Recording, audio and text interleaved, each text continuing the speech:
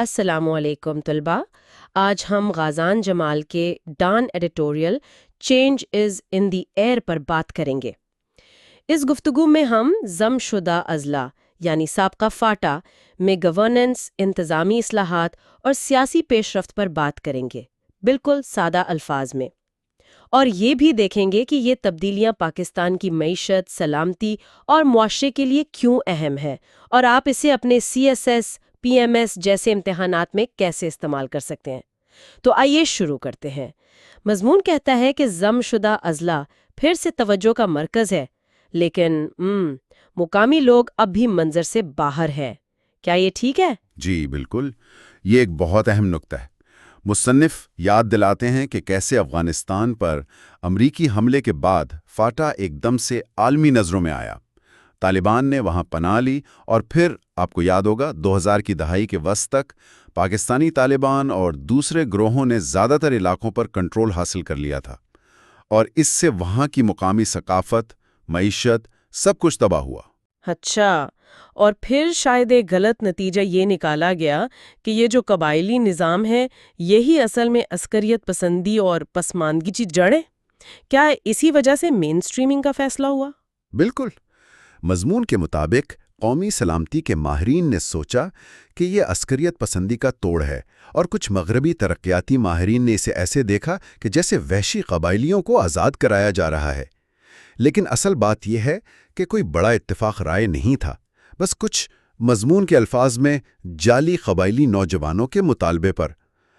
JUIF کے علاوہ تقریباً سبھی بڑی جماعتوں نے فاٹا کو KP میں ضم کرنے کی حمایت کر دی، اور وعدے بہت بڑے تھے: امن، خوشحالی، قانونی حقوق، ترقی، سب کچھ. لیکن کیا وہ وعدے پورے ہوئے؟ مضمون تو لگتا ہے کہتا ہے کہ انضمام ناکام رہا ہے. جی، مصنف تو صاف کہتے ہیں کہ یہ ناکام رہا ہے. کئی مثالیں دی ہیں، جیسے NFC ایوارڈ میں ان اضلاع کا حصہ محفوظ نہیں کیا جا سکا، فعال عدالتی نظام نہیں بن سکا. وعدے کے مطابق سرکاری نوکریاں یا کوٹے کی نشستیں نہیں ملی، کاروبار یا صنعت کو کوئی فروغ نہیں ملا، روزگار کے مواقع پیدا نہیں ہوئے، جو شہری مراکز بنانے تھے وہ نہیں بنے، اور سب سے اہم پائیدار امن وہ بھی نہیں آ سکا. یعنی وعدوں کی فہرست لمبی تھی لیکن عملی طور پر کچھ خاص نہیں ہوا. جی بالکل. مضمون میں مشرقی اور مغربی جرمنی کے انضمام سے ایک موازنہ بھی کیا گیا ہے، اور کہا گیا ہے کہ فاٹا KP انضمام تو ایک مثال ہے کہ انضمام کیسے نہیں کرنا چاہیے. اچھا. اور دلچسپ بات یہ کہ مضمون کہتا ہے کہ مقامی اسٹیک ہولڈرز یعنی اس وقت کے منتخب نمائندے اور بااثر عمائدین وہ پہلے ہی ان مسائل کی نشاندہی کر رہے تھے جن پر آج حکومت پریشان ہے. تو یہ تو پرانی بات ہوئی. حال ہی میں کیا ہوا ہے؟ جون میں پشاور میں کوئی بڑا جرگہ ہوا تھا، ہے نا؟ جی ہاں، 3 جون 2025 کو وزیر اعظم نے پشاور میں ایک گرینڈ جرگہ بلایا. اس میں KPK کے تمام متاثرہ اضلاع، خاص طور پر ضم شدہ اضلاع کے لوگ تھے. آرمی چیف اور وزیر اعلیٰ KP بھی تھے. وہاں صوبائی حکومت کے 2 خاص مطالبات تھے. ایک تو AIP یعنی ایکسلریٹڈ امپلیمنٹیشن پروگرام کے فنڈز جاری کیے جائیں. اچھا. اور دوسرا انتظامی مقاصد کے لیے جرگہ نظام بحال کیا جائے. تو کیا ان مطالبات پر کچھ ہوا؟ جی بالکل، پیش رفت تو ہوئی. جون کے وسط تک AIP کے لیے تقریباً 35 ارب روپے جاری کیے گئے.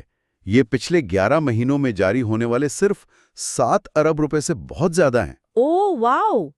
اور دوسرا یہ کہ وفاقی وزیر عامر مقام کی سربراہی میں ایک کمیٹی بنائی گئی ہے جو جرگہ نظام کی بحالی اور سول انتظامیہ کو مضبوط بنانے کا جائزہ لے گی. لیکن یہاں سے معاملات کچھ الجھ رہے ہیں، ہے نا؟ کچھ افواہیں ہیں کہ کمیٹی کا مقصد صرف جرگہ نظام نہیں بلکہ شاید انضمام کو ہی واپس لینا ہے. جی، ایسی افواہیں گردش کر رہی ہیں. اگرچہ وفاقی حکومت اس کی تردید کرتی ہے، مقامی سطح پر رد عمل بھی ملا جلا ہے. کچھ لوگ تو خوش ہیں اس خیال سے، لیکن بہت سے لوگوں کو ڈر بھی ہے. ڈر؟ کس بات کا؟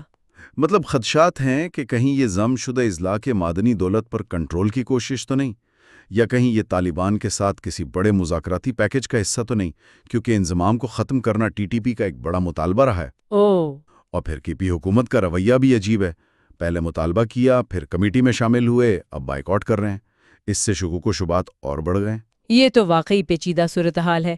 مضمون نگار مقامی لوگوں کے احساسات کے بارے میں کیا کہتے ہیں؟ وہ کہتے ہیں کہ مقامی لوگ تو اب عادی ہو چکے ہیں کہ ان کے فیصلے کہیں اور ہوتے ہیں اور ان پر مسلط کر دیے جاتے ہیں۔ مضمون کے مطابق کمیٹی کی تشکیل اور اس کے الفاظ سے بھی لگتا ہے کہ مقصد عوام کو ریلیف دینا کم اور بیوروکریسی کو پرانا کنٹرول واپس دلانا زیادہ ہے۔ تو کیا مقامی لوگ جرگہ نظام نہیں چاہتے؟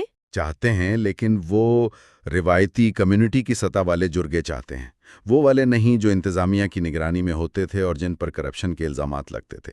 وہ چاہتے ہیں کہ جو کمیونٹی جرگے آج بھی مسائل حل کرتے ہیں انہیں قانونی تحفظ ملے۔ اصل نقطہ یہ ہے، اور یہ بہت اہم ہے، کہ وفاقی حکومت کو یقینی بنانا چاہیے کہ مقامی لوگ صرف مشورے نہ دیں بلکہ فیصلوں میں شامل ہوں۔ بالکل، اور یہ نقطہ امتحانات کے لیے بہت اہم ہے۔ گورننس کے چیلنجز، مرکز صوبہ تعلقات، تنازعات کے بعد کی تعمیر نو اور مقامی شرکت کی اہمیت، یہ سب سمجھنا ضروری ہے۔ خلاصہ یہ ہے کہ ضم شدہ اصلاح کو انضمام کے بعد بہت سے چیلنجز کا سامنا ہے، اور جو حالیہ اصلاحات کی کوششیں ہو رہی ہیں وہ پیچیدہ ہیں اور ان میں مقامی لوگوں کی شمولیت کی کمی اور ممکنہ غیر واضح مقاصد کی وجہ سے شکوک و شبہات پائے جاتے ہیں۔ آگے بڑھنے کے لیے حقیقی مقامی شمولیت بہت ضروری ہے۔ تو آخر میں بڑا سوال یہی رہ جاتا ہے کہ کیا مستقبل میں ہونے والی کوئی بھی تبدیلی واقعی مقامی لوگوں کی امنگوں کی عکاسی کرے گی، یا پھر تاریخ اپنے آپ کو دہرائے گی، فیصلے کہیں اور ہوں گے اور نتائج مقامی آبادی بھگتے گی؟